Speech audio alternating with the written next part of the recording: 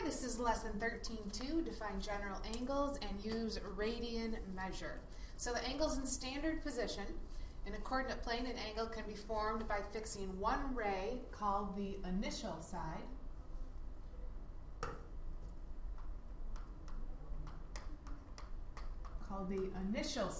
And on my picture down here, right here's the initial side. Okay. By fixing the initial side and rotating the other ray called the terminal side. And right here, this is my terminal side. About the origin. So an angle's in standard position if the vertex is at 0, 0. So right here, there's my vertex of this angle, and its initial side lies on the positive x-axis. So this initial side right here has to be on this positive x-axis in order for it to be in standard position.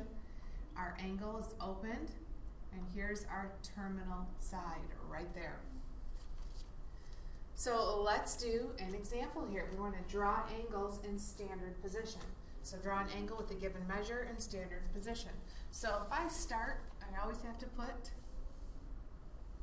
my initial side right here on the x-axis.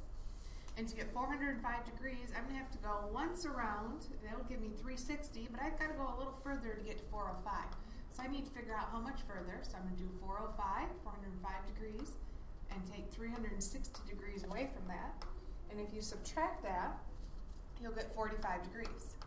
So we have to go 45 degrees further to find our terminal side of our angle.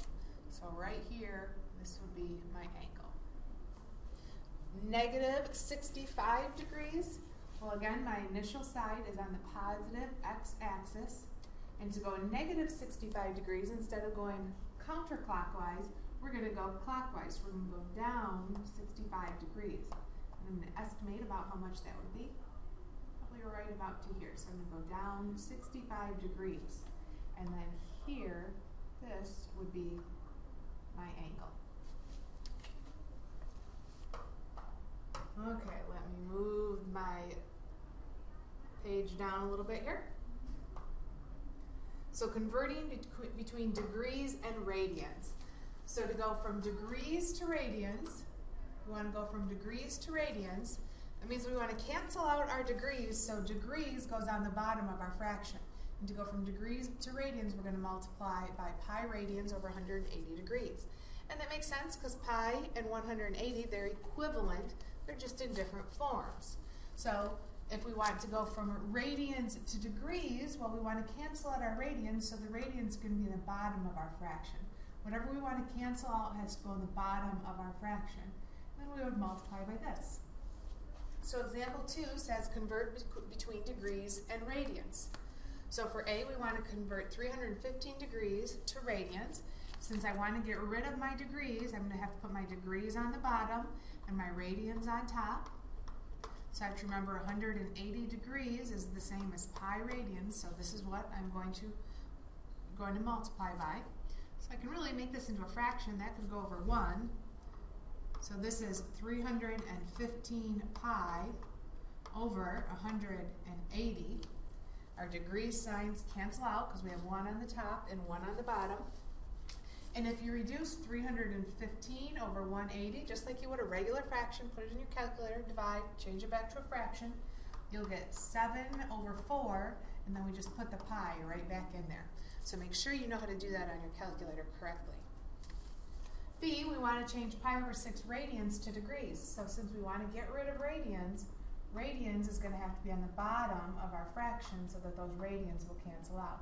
So it's pi radians, and that's the same as 180 degrees, so this is what we'll be multiplying by. So notice I have a pi on the top and a pi on the bottom, so those pi's will cancel out. I'm left with 180 degrees over 6, and if you reduce that, you get 30 degrees. So try numbers 1 and 2 here on your own. That's why it says on your own. Pause the video, try them on your own. Okay, welcome back. You should have gotten for number 1, 10 pi over 9. And I want to see your work for it when I check your notes tomorrow. I want to see that you could do that. A guess is better than nothing. At least try it. For number 2, you should have gotten 36 degrees. So again, make sure you tried them so that I can see your work tomorrow. Okay, flip over your notes. Let's look at the other side. I'll move mine down a little bit again here. Now we're going to be talking about arc length and the area of a sector.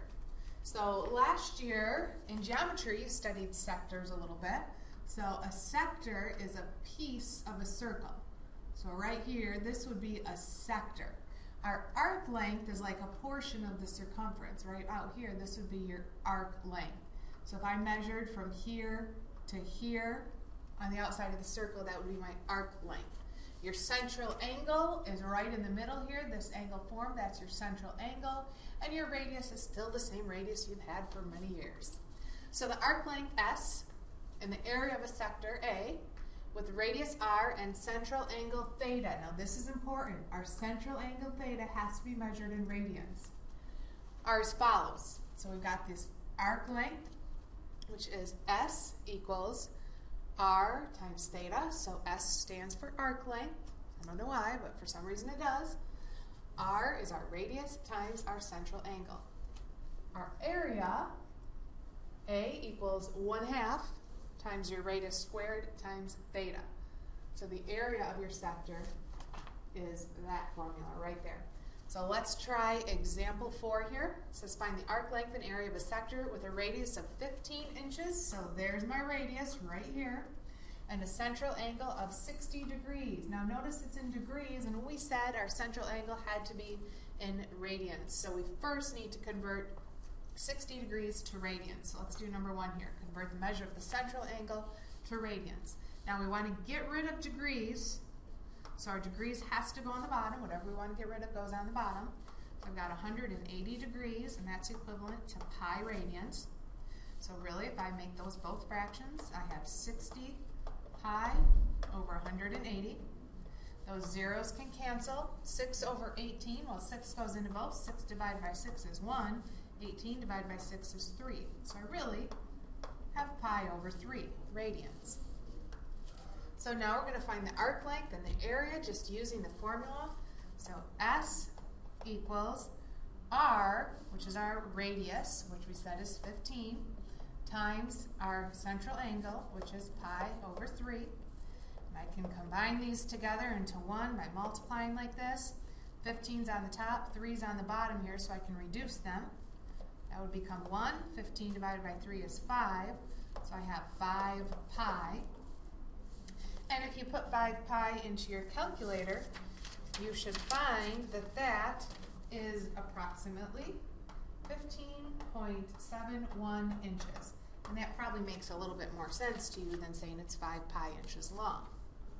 So our area, let's use our area formula now. Area equals 1/2 times your radius squared. Your radius is 15. We want to square it. Times your central angle, and our central angle is pi over 3. So if we do a little bit of simplifying, 1/2 times 15 squared is 112.5. And I still have times pi over 3. If you think about it, you can put this over 1. So 112 is on the top, 3 is on the bottom. So if you do 112 divided by 3, you'll find that equals 37.5, and we still have our pi.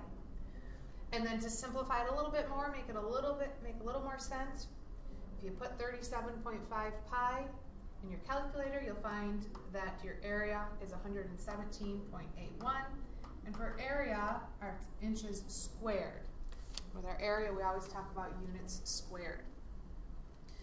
So pause the video and try the last on your own problem. Do the last on your own problem on your own. That's why it's called on your own. And see if you get the right answer. So I'm going to move my slide down here. Pause the video.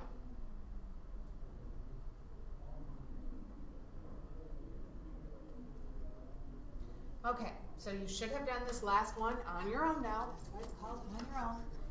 For number 1, you should have found this is 5 pi over 12. And again, I want to see your work when I look at your notes tomorrow. For your arc length, you should have found that your arc length is about equal to 6.54, and that would just be feet. And again, I want to see your work tomorrow. And for your area, that's about equal to 16.36 feet squared. And again, I want to see your work tomorrow. So make sure anything you were questioning didn't quite make sense, you start it so we can talk about it in class tomorrow, and have a great day. Oh, and I need to change this so I can turn it off.